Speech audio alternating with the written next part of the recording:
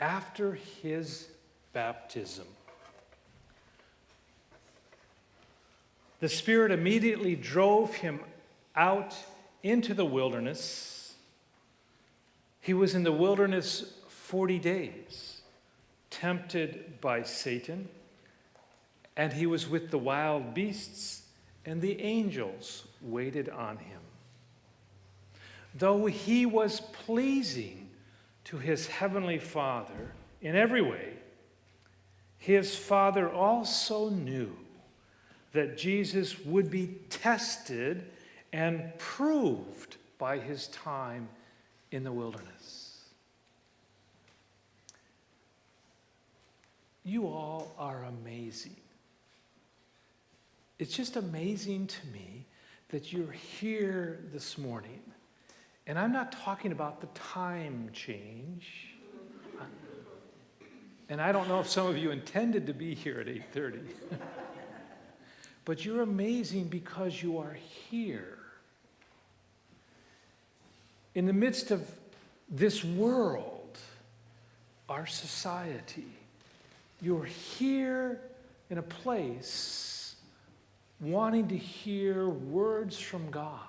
And sometimes they are words of comfort, and sometimes words of challenge, and sometimes words of discomfort, and sometimes words of hope. You've come here because you just sense, or you know for sure, that God has opened a way to life that so many others around you somehow don't see or get. We started this series of messages and in our small group studies called A Way Through the Wilderness. We all go through some wilderness. We learned last week that in the Bible, the wilderness refers to actual places like a desert, and also it refers to experiences in life. There are experiences, situations, or times of great trouble that we go through, sometimes even devastation. And we learned that no one is immune to a wilderness experience.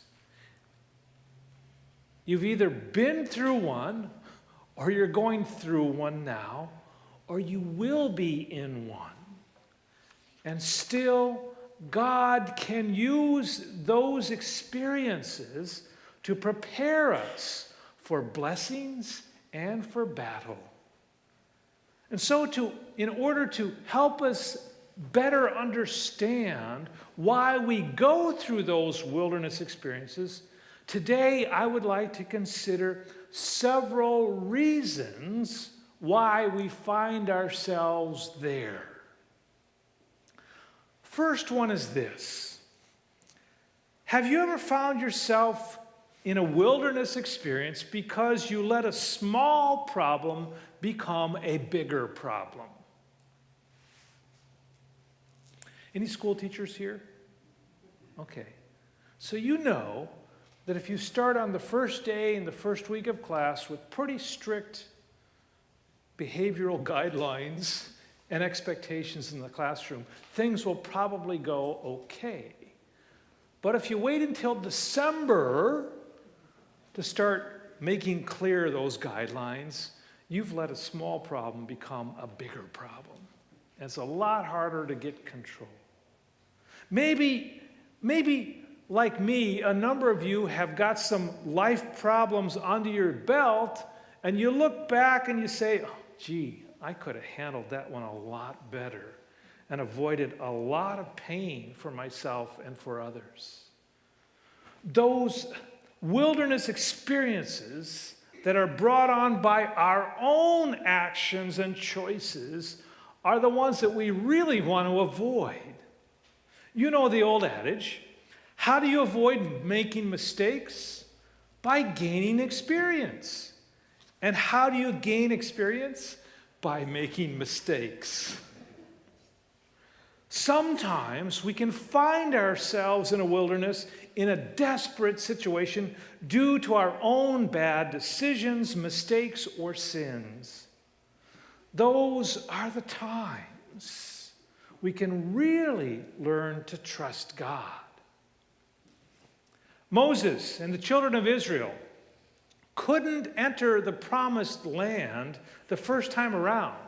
Read the story in Exodus. They had rushed out of Egypt. In a relatively short time, they came to the promised land. And God basically said to them, "Go in and take the land I've prepared for you." But the people of Israel said, "I don't know if that's such a good idea, Lord. You see, we sent these spies in there to spy out the land for us, and they reported back that there were giants in the land, and we're but grasshoppers before them. There's fortified cities in there, and if we go in there, they're gonna beat us up pretty bad." And God replied, "Trust me. I will go before you, and I will fight your battles. This is the land I'm giving to you." But instead of going forward in faithfulness to God's commands, they turned around in fear. And so they wandered in the wilderness for the next 40 years. Sometimes our wilderness begins when we choose our own way instead of God's way. We wrongly handle the stress of life or work by turning to other things, alcohol, drugs. We act unethically at work. We seek solace in the arms of another when our marriage isn't so hot. Instead of turning to God when life gets tough, we choose something or someone else to ease the pressure and the pain. Have you ever done that? I can never forget this man who came into my office one day to tell me, to confess to me, that he was having an affair. He knew it was wrong. He said it was wrong. He couldn't believe that he was doing this, but he explained how his wife was drinking. And it wasn't water that she was drinking. And she was drinking and drinking and drinking. And he'd tried to talk to her about it. He'd tried to urge her to go get help for this. And his pain from the marriage was so real. And yet he chose a path that ultimately led to disaster and hurt his daughter perhaps the most of all. His whole family was thrown into the wilderness. Now, corollary to our choices is taking responsibility for the consequences of our choices. It is so disheartening, when people avoid responsibility for their words and their actions. It really harms everyone. But, who really likes to take responsibility for consequences of the actions? I remember making a comment to my doctor, "Well, I wish I could eat this and drink this like I used to be able to." He says, "Well, you can. Go ahead. You'll just have to face the health consequences from that." It's really a sinful replication of the original sin when we don't take responsibility for our choices and actions. Adam's response to why he disobeyed God asked him, "How come you ate from that tree I told you not to touch?" I love his answer. Adam says, "But the woman you gave me made me do it. You made me do it." Oh, that's going to work out really well. Blame it all on God. That'll work out well for life, yeah. We can never grow in God's grace and mature until we take responsibility for our actions. God desires that we learn to depend on Him alone and that we grow through our challenges and problems. And so often, what we desire when we're in the midst of a challenge or problem, what we want is a quick fix so that we can forget our troubles and assuage our pain. But the quick fix never matures us in the way that God can. Okay, sometimes we're thrown into the wilderness because of the actions of other people. Elijah, the great prophet of God, defeated the prophets of Baal. Baal was the fertility god of the ancient Near East, where they did human sacrifice so that they'd have good crops in the coming year. And of course, Elijah told those prophets, yours is a false god. And he had a challenge to them and proved it all. You can read about this in 1 Kings. But after he beat the prophets of Baal, the queen of Israel, Jezebel, who was a champion of Baal, sent out a message to Elijah. Her exact words were, so may the gods do to me, and more also, if I do not make yours as the life of one of them by this time tomorrow. What she was saying is, I'm going to get you. And the great prophet of God, Elijah, fled for his life. He ran into the wilderness.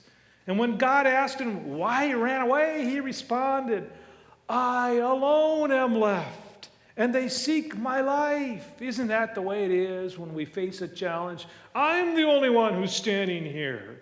I'm the only one who's standing up for right and good and truth, or whatever it is. False accusations, betrayal by a spouse or a business partner, unfair treatment, a wayward child addicted to alcohol or drugs. These are terrible things, and they induce fear, false guilt, a sense of helplessness, and I'm telling you, they're emotionally and spiritually exhausting. We have a very good friend, still a good friend of ours, from our time in Palo Alto, and he was still a church member there. He owned a business at that time. He owns another business now, but he was the business owner, and he had a partner in that business. And this partner was always well-dressed and showed up to church with his wife twice a year. Guess which days he showed up on? Okay. Christmas Eve and Easter. Okay. And is all smiley and friendly, and he routinely invited myself and my lovely wife to these lavish Christmas parties. Now, we're talking Palo Alto lavish. The entire restaurant taken over with a live band and a complete meal, several courses, and an open bar. Lavish Christmas parties that he put on in the name of himself and his wife. Well, come to find out, and our friend came to find out, that his business partner, while he was traveling, building up the business, his business partner was back in the office with a second set of books. So now you know where the funds for those lavish Christmas parties came from, plus his lavish lifestyle.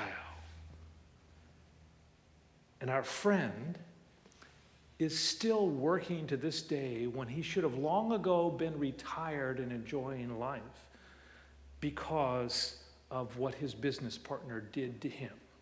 Now, if there's any consolation in the story, that business partner ended up wearing an orange jumpsuit for a number of years. So perhaps your hurt comes from someone you love. When you love, you become vulnerable. And that's why it's a good idea to set boundaries to separate your well-being from their destructive dysfunction. But when it's your child or your spouse who is dysfunctional, maybe has an alcohol problem or a drug problem or even is in prison or suffering from a mental illness, it is so very hard to draw those boundaries sometimes. You can't detach yourself from the ones you love. And it feels like sometimes you're not doing enough, or that you're giving up on them, or you're being disloyal. When you love someone whose life is out of control and won't accept help, you find yourself confused and hurting and hopeless, exhausted and asking, where is God in all of this? Where are the answers to my prayers? And when you find yourself in such a wilderness, it can seem like it goes on and on forever. And each day is another barren mountain to climb. That's when all we can do is cry to God for help just to make it through one more day. These are the times when we really need other faithful believers to hold up our arms and to pray with us. Next week, we're going to look at that a little more closely. Walking with others in the wilderness. When we've been unfairly and deeply hurt by the actions of others, it's okay to name that pain and to grieve about it. It's even okay to be angry. That's the correct response to injustice and brutality and unfairness and all that stuff. And yet, there's a right way to handle our hurt and our anger. So often people choose one of two ways to handle their hurt and anger. They purge it all out of themselves by taking it out on someone else. Either the person who hurt them or somebody completely different. Or kick the dog when they come home, whatever. Or they choose to bury it. And it festers there inside. It can go on and on for a long time. There's a third way. That is to bring it to God and to ask Him to cleanse us of the poison that it has left in our souls. Don't you believe that the God who can raise Jesus from the dead can cleanse you of all that poison of the anger and hurt inside of you, a poison of bitterness that can corrode you from the inside out and discolor all your relationships and experiences? Don't you know people? Haven't you had association with people over time that just seem to carry a chip on their shoulder and they're angry about something or someone all the time? It's usually not you. It's something in their past that they're still carrying. You don't have to do that.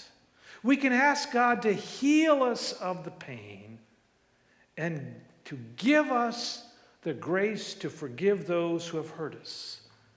That's really the only way to become emotionally and spiritually healthy again. Now, I'm not saying that this happens overnight. Like most things that have to do with our spiritual life, it will take time to heal. Some wounds take more time than others. And to forgive is not the same as forgetting.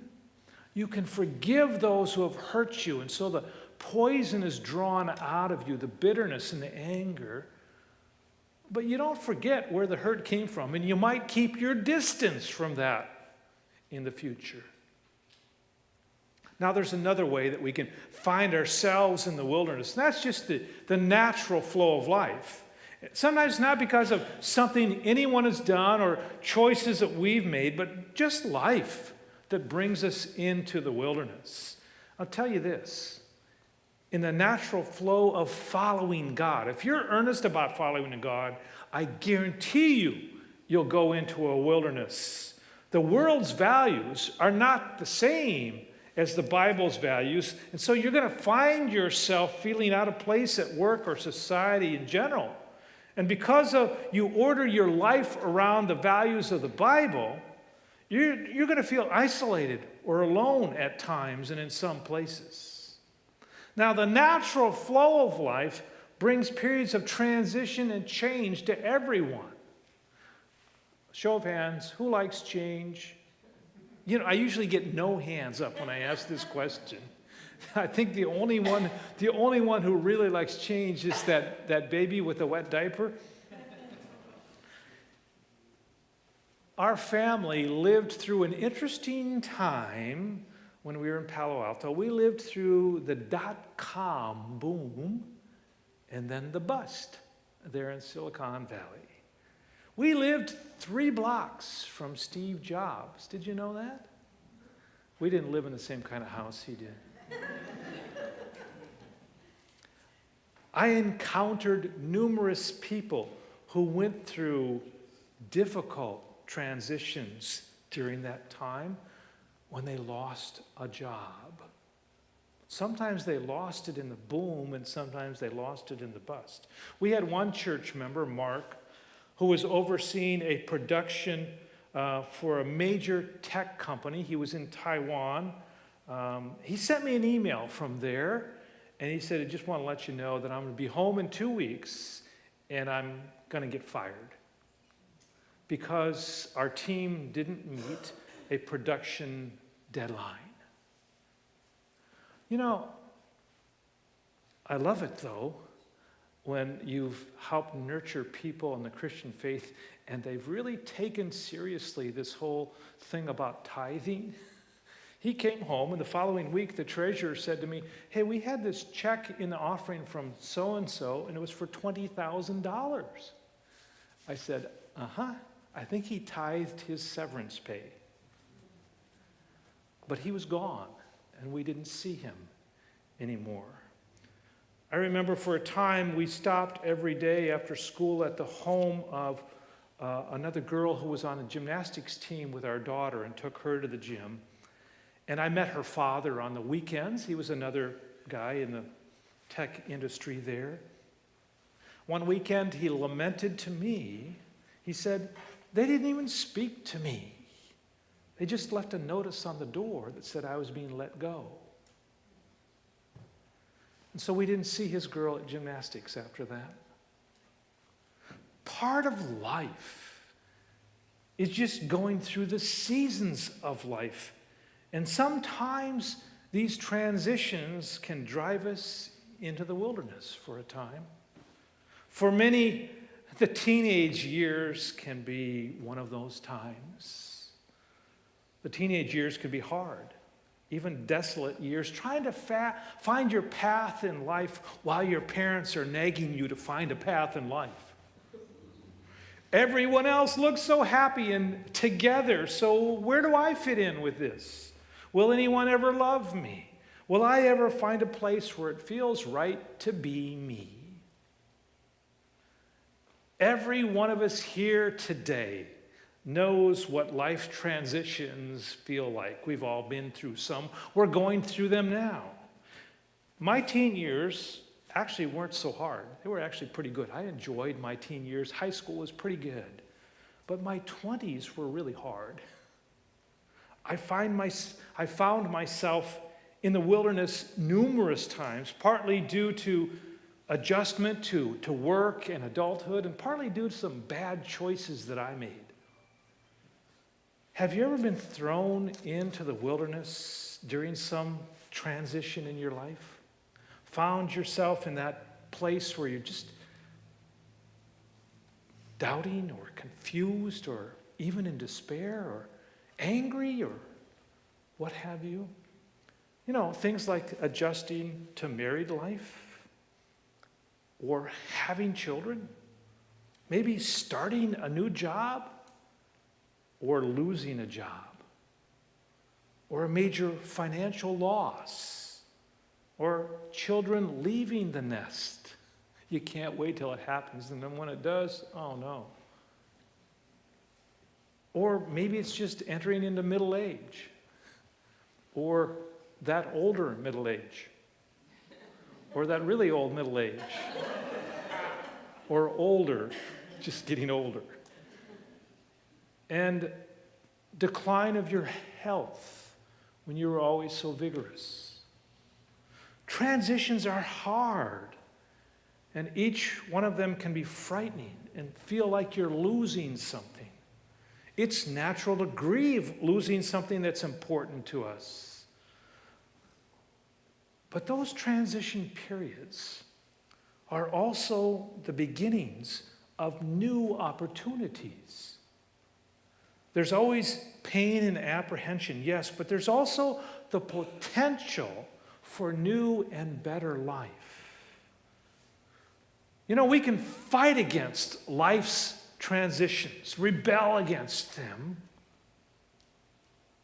or we can embrace them. One way will keep us in the wilderness, the other will lead to a better place sooner rather than later. Trust God in those transitions that you go through in life. Lastly, let me just say a word or two about sometimes finding ourselves in a wilderness because it's really God's plan. This happens, though not often, not always. And the reason I say that is God really doesn't have to push us into a wilderness experience on purpose in order to groom and grow us, because we so often make choices to put ourselves in those wilderness experiences, or someone else makes choices that throws us in there. But once in a while, God has a specific purpose for us and requires us to go through a difficult period of trial or struggle or suffering. Look to the example of Jesus. He was tested and proven in his wilderness experience. Then again, he faced the challenge and the temptation, which was even greater on the night before he was crucified. What was his temptation then? His temptation was to run away. Some people believe that God's primary purpose in this world is to make your life comfortable and prosperous. There's no denying that God really does want you to have a good life. But his primary purpose is to make you holy, not happy. We are made holy by following Jesus, even if it means following him into the wilderness. You know, when you throw a baby up into the air, he or she usually laughs because they know you're going to catch him.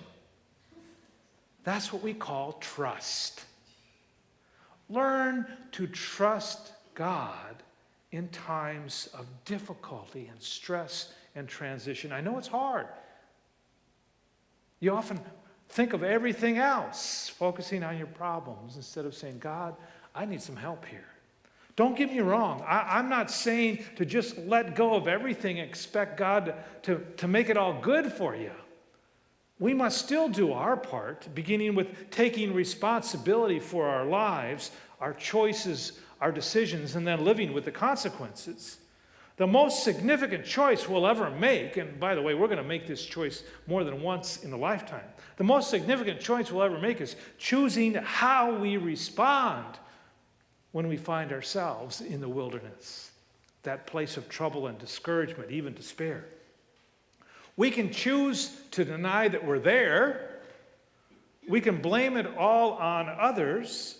We can demand that God fix it. We can rail against the injustice of it all. And all of those things may be true, but hanging on to those thoughts and feelings will only make us bitter.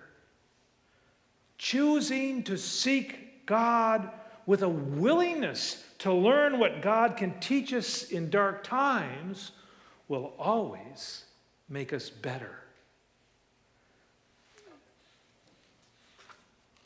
On the night that he was betrayed and then arrested, Jesus said to his stalwart disciple, Peter, he said, Simon, Simon, listen. Satan has demanded to sift all of you like wheat. But I have prayed for you that your own faith may not fail. And you, when once you have turned back, strengthen your brothers. So how did Jesus pray for Peter and his disciples? Did he pray that they wouldn't be tempted? Did he pray that they wouldn't have to go through any tough times? No, not at all.